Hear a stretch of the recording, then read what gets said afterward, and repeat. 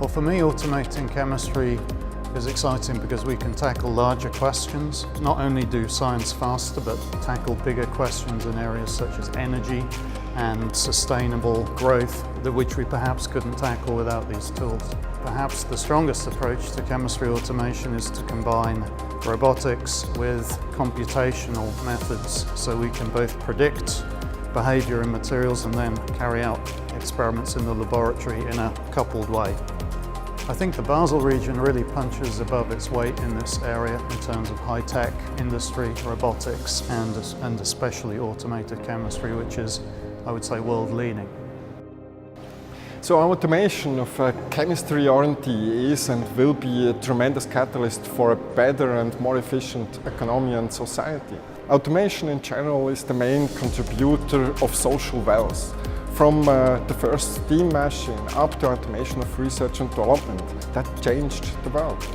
The faster and less expensive we have answers for our economic and logic challenges, the better. Automation of research and development will be the future discrimination factor in many industries. So we have more R&D questions and less scientists today. This dilemma alone will boost automation in chemistry R&D.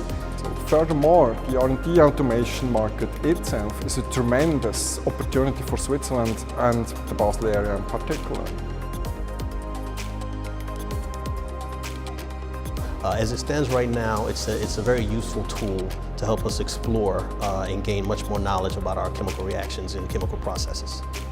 So I like to use the term automated assisted research, simply because chemistry is still as it has always been. Right now, we made a lot of advances in the last few years that have given us a lot more capability, and I suspect it would only improve even more in the future.